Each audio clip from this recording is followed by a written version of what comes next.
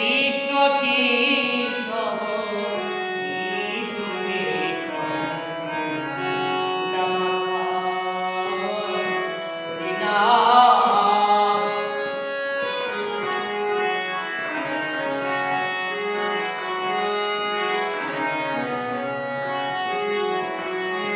হরিনামে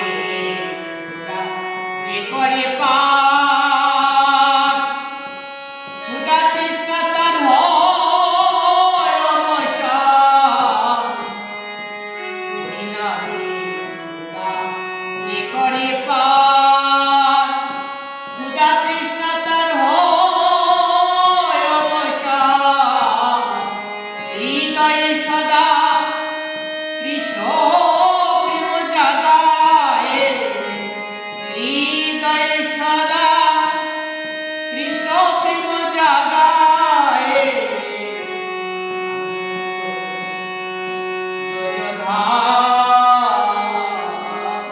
Krishna Keshab Krishna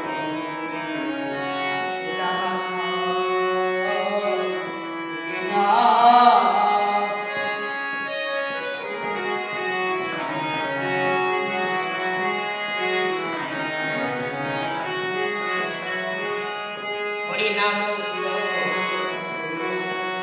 ভুলয়া Connery ডুবি যাবি প্রেম পারা পারে। হরিনাম ভুলয়া কোনারি ডুবি যাবি প্রেম পারা পারে। নয়ন তারা হই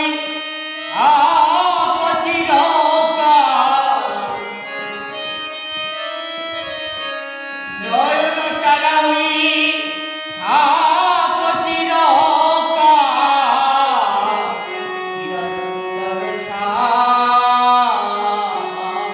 কৃষ্ণ কেশব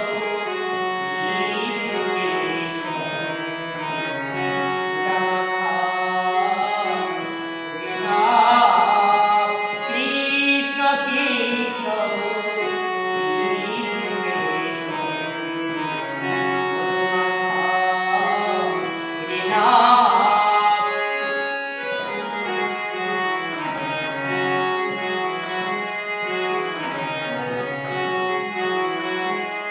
জপরে জপরে জপরে রসনায়, জপরে জপরে জপরে রসনায়।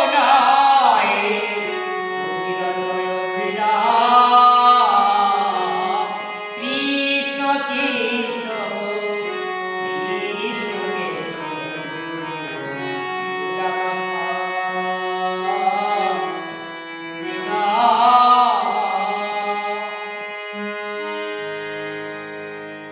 হরিকে পাবার জন্য লাগে মন, আর হরিকে ভাবনা করতে লাগে চেষ্টা। সেই প্রযোজ্য বিচার যদি কোনো মানুষের মধ্যে না থাকে, মানুষ নরকগামী হবে। একটা বিষয় হলো এই মানুষের ধৈর্যের বিচার, বুদ্ধির বিচার একেবারেই না। সেই জন্য মানুষ মানুষ না, মানুষ হয় অমানুষ। আজকে সারাদিন মানুষ যৌবনের পিপাসা নিয়ে ঘুরছে। আজকেকার সঙ্গম লালসায় নিমজ্জিত হয়ে ইন্দ্রিয় বাসনায় জীবন কাটাবে, এই হলো মানুষ। যতদিন বেঁচে আছি অপরাধ শূন্য না হলে ভক্তি শুরু হবে না। কবে আমার অপরাধ শূন্য হবে, কবে আমার ভক্তির প্রকৃতি স্তর খুঁজে পাব, কবে আমি ধৈর্যের বিচার, বুদ্ধির বিচার খুঁজে পেয়ে হরিচরণ পাব।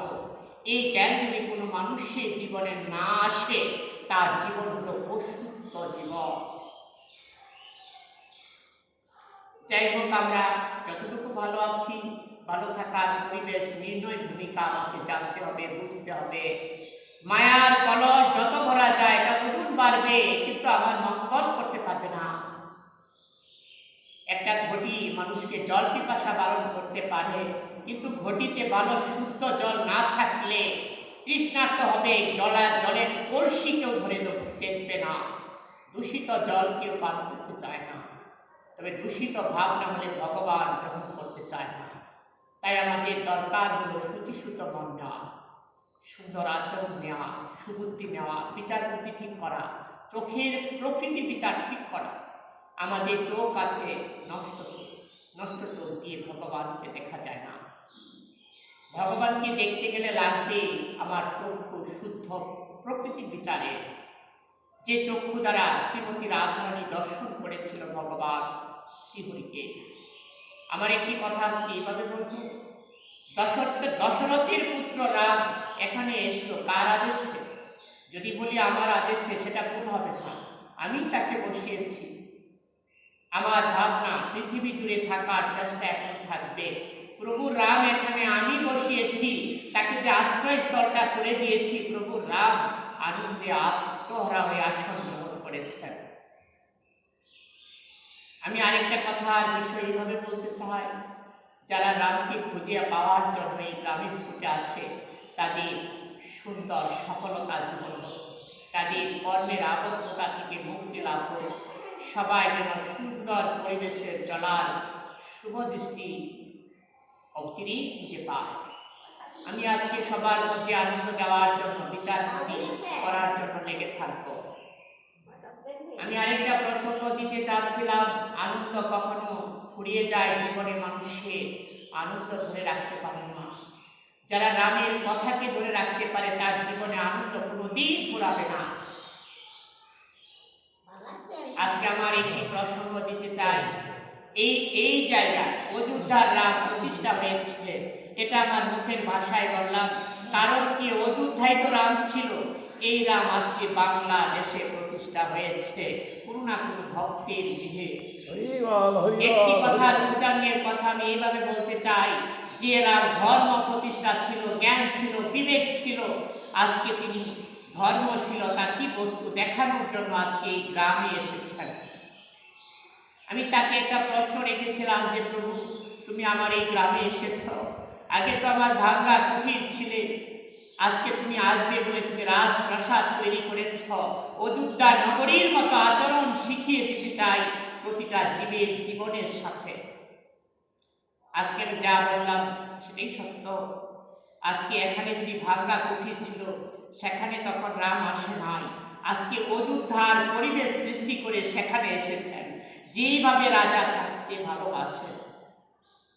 ভগবান নিজে বললেন আমি ভাঙ্গা কুটিরে থাকি, অযোধ্যার রামও বলেছেন আমি ভাঙ্গা কুটিরে থাকি, কিন্তু অযোধ্যায় ভাঙ্গা কুটিরে ছিলাম না, আমি ছিলাম রাজাধিরাজ মহারাজ, রাজ সিংহাসনে বসেছি, সোনার পাদুকা পায়ে দিয়েছি, মাথার মধ্যে সোনার মুকুট পরেছি। আজকে এই রাজা ঠিক রাজা হয়ে এসেছেন প্রজাদেরকে দেখতে। আমি আজকে আরেকটা বিষয় আমি এইভাবে আলোচনা করতে চাচ্ছিলাম যে রাম আজকে এই গ্রামে আসবে, এটাই সবার শুভ সূচনা। আমার চোখ যদি তাকে খুঁজতে না আসে, আমার ভাগ্যটা আমি বাড়িতে থেকে খারাপ করেছি। যার চোখ দুটা অন্তত রামকে দেখার জন্য এগিয়ে আসবে, আমি তাদেরকে সাধুবাদ জানাই। একটি প্রসঙ্গ আবার বলতে চাই, এই রাম অযোধ্যায় থেকেছিল দীর্ঘদিন, আজকে প্রজা পালনের চেষ্টায় আজকে এই গ্রামবাসীদের দেখাশোনা করবে আবার নতুন দায়িত্ব কর্তব্য ভূমিকা। আমি সেই রামের সঙ্গে একটা ঠিকানা আমি খুঁজে নিয়েছি, যে রাম যেভাবে কথা বলবে আমিও ঠিক রামের চরিত্রের অঙ্গীকার ভাবনায়, রামের ভাবনা থেকে কথা বলার সূত্র নেব।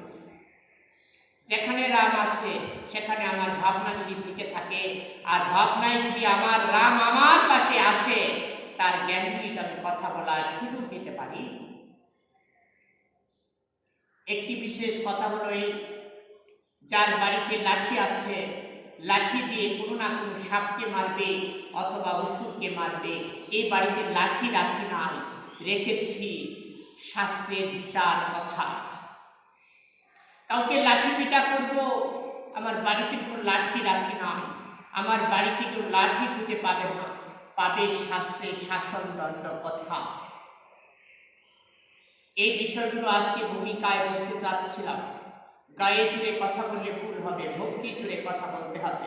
সীতা দেবী কিছুক্ষণ আগে রামকে বরণ করে নিয়েছেন মৃত প্রদীপ দ্বারা, তার অঞ্চল আবৃত করে অন্তত বসার আসন দিয়েছেন রামকে।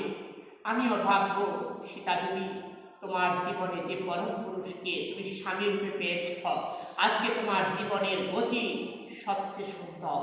এই গ্রামের রমণীরাও পারেন আজকে তাদের শাড়ির আঁচল বিছিয়ে দিতে, রামকে বসাতে। সবার আনন্দের গতির প্রবাহ আজকে এখান থেকে দিয়ে দেওয়ার চেষ্টা করব। রাম সীতার সঙ্গে সম্পর্ক হলো ঠিক ভালোবাসার মেয়ে নয়।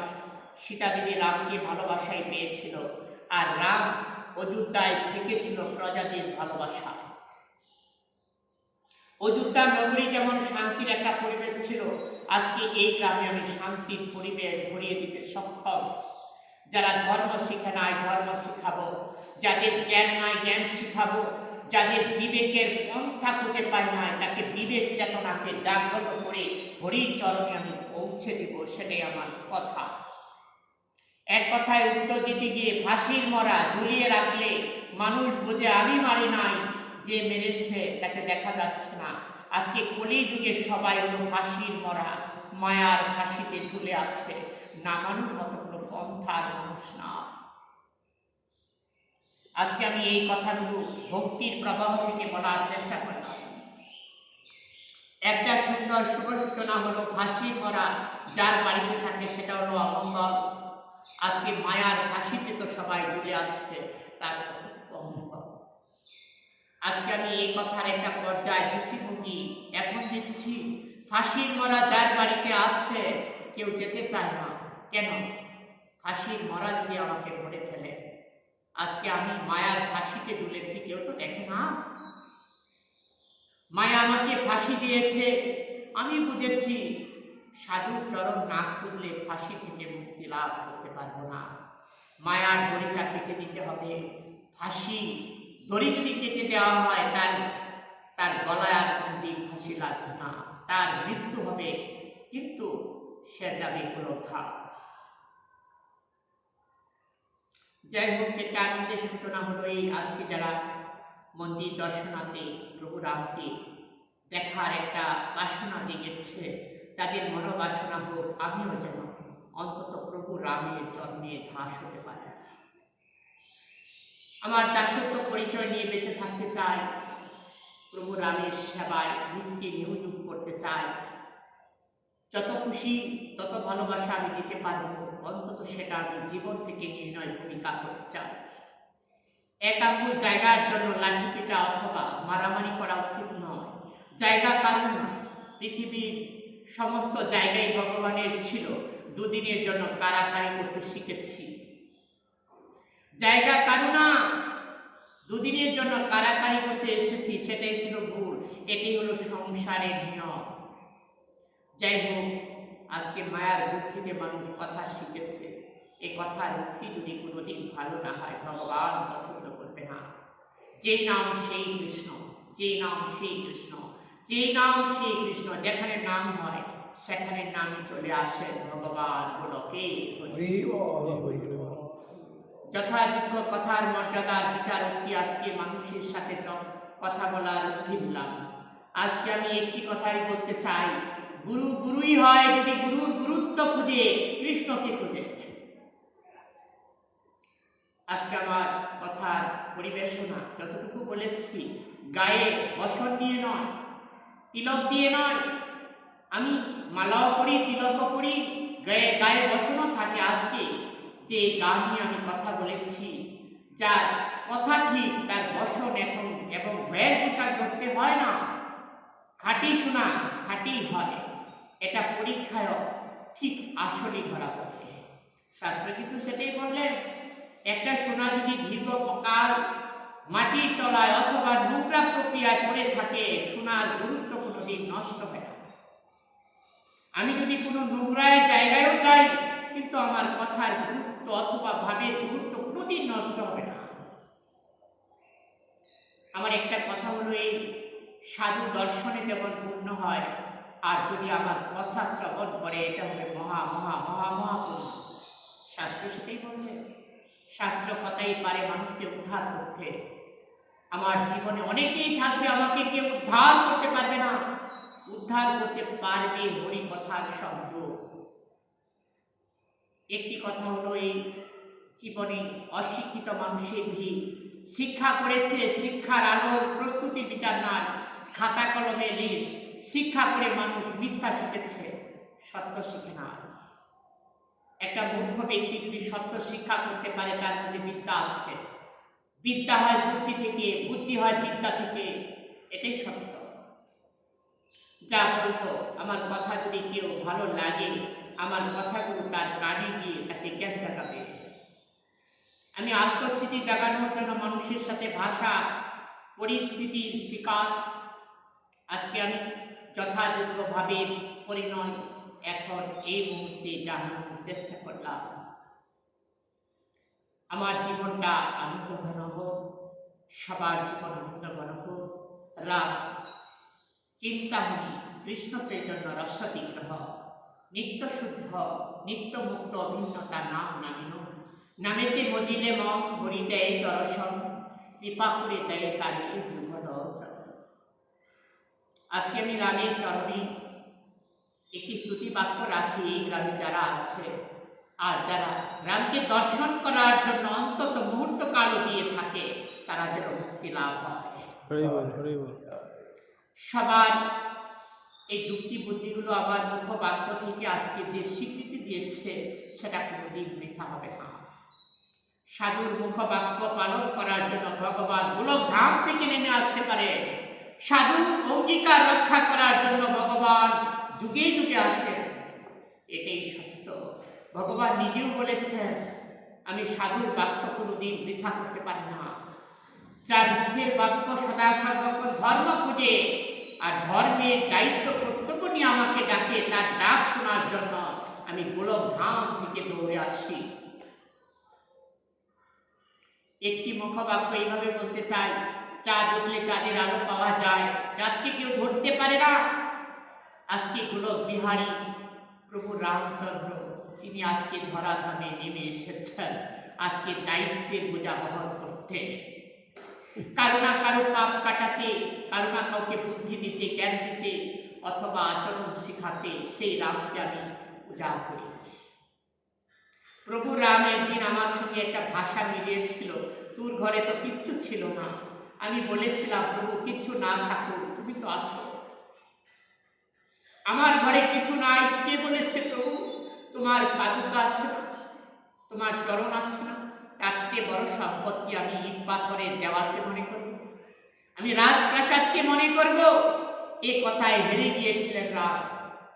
আমিও বলেছিলাম যে প্রভু, একটা বানর তো তোমাকে ঘর বাড়ি নিয়ে ডাকে না, তার রাজ ঐশ্বর্য নিয়ে ডাকে নাই, বনের পশু বনে থেকে তোমাকে ডেকেছে, তাতে যদি সন্তুষ্ট হতে পারে, আমি কেন পারবো না প্রভু? আমার উচ্চাঙ্গের কোনো শিক্ষা নাই, তবে শিক্ষার জ্ঞান মানুষকে এমনভাবে দিতে পারি, কোনো মানুষ আমাকে ভুল ধরবে এমন প্রকৃতির মানুষ সৃষ্টি হয় না। আমি অলসতায় জীবনযাপন করবো, এই প্রস্তাবনা আমার মধ্যে নয়। আমি ধর্মবিদ্যার জ্ঞান নিয়ে মানুষের সাথে এখন মুখোমুখি হব। শাস্ত্র বিচারে মানুষ আমার কথা বুঝবে অথবা শিখবে। আমি দৈনন্দিন জীবনে যা বলবো সেটা মহা সত্যবাণী হবে। কেউ না কেউ অন্তত আমার বাণীটাকে প্রশংসা করতে আসবেই বাঁচবে। এক কথায় কৃষ্ণ ভক্তিটা হলো জীবের দুর্লভ ধন। এটা যদি কেউ পেয়ে থাকে, গোপীরা তার চরণে পড়ে থাকে। একটা সুন্দর উক্তি হলো এই, রাধা এবং কৃষ্ণ, কৃষ্ণ ভক্তিটাই যদি পাওয়া যায়, রাধা কৃষ্ণ তার মধ্যেই বিরাজমান। ভক্তির প্রসঙ্গ জানা না থাকলে কোনো সূত্রই তাকে সুন্দর দৃষ্টিকোণ দিতে পারে না। পায়ের খড়ম ভগবান কৃষ্ণ মাথায় বহন করেছিল, তার ভাব ছিল বলে, আমার ঘরে চাকর খাটতে পারেন ভগবান, যদি কারো ভালোবাসা থাকে, ভগবান সেটাই বললেন। কারো বাড়িতে আমি কাজ করতেও দ্বিধাবোধ করি না, যদি আমাকে সারাদিন ভালোবাসে। ভগবান কৃষ্ণের নির্দেশনা যারা জানে, তারাই হল সাধু। সাধুর জ্ঞান, সাধুর বুদ্ধি, সেটাই হলো সবচেয়ে পূর্ণবান। সাধুর চরণ ধোতা জল খেলে কোটি জন্মের স্বীকৃতি একদিনই পেয়ে যেতে পারে। যাই হোক, রাস্তার একটা সাধুকে দান করা অথবা একজন বিচার বুদ্ধি সাধুকে দান করা অনেক পার্থক্য। যার কামনা বাসনা নাই তাকে দান করলে কোটি গুণ বৃদ্ধি হয়, আর যার কামনা বাসনা নিয়ে ভিক্ষা করতে বের হয় তাকে দান করলে কোনো ফল হয় না। এইভাবে বুঝিয়ে দিলাম শাস্ত্রের প্রসঙ্গ সত্য। আমি একদিনে সাধু হই নাই, আমি বাতাসে সাধু হই নাই, কোনো মানুষের হতবুদ্ধির আচরণ নিয়ে সাধু হই নাই। যদিও সাধু হয়ে থাকি ধর্ম শিক্ষার একান্ত বিচার নিয়ে। আমি নিজকে কখনো সাধু বলে দাবি করি না, তবে সাধুর চরম ধূলি হওয়ার দাবি করি। আমি শিক্ষার প্রবাহ মানুষকে এমনভাবে দিতে চাই, আমার জ্ঞানটাকে যেন অন্তত শিক্ষার প্রবাহ নিয়ে তার জ্ঞানটাকে পরিশোধিত করে। একটি বিশেষ কথা হলো এই, যাগ যজ্ঞ ব্রত নিষ্ঠা সবই পূর্ণ কাজ, সাধু দর্শন হলো তার চেয়েও পূর্ণ। যাগ যজ্ঞ বলে যে ফল হয়, সাধু দর্শন বলে তার চেয়ে পূর্ণ ফল হয়। আমরা বুঝি না, সাধু দর্শনে যাই না, এক কথায় মায়ের আবদ্ধতায় গৃহের পরিবেশে রয়েছে। একটি প্রসঙ্গ হলো এই, ধার্মিক ধর্মকে খুঁজে হয়, অধর্মকে খুঁজে হয় না। আমি ধর্মের বিচার, বুদ্ধির বিচার, জ্ঞানের বিচার এখান থেকে দিয়ে দেওয়ার চেষ্টা করি। আমি লোকনিন্দা পছন্দ করি না, কেউ আমাকে নিন্দা করবে সেটাও পছন্দ করি না।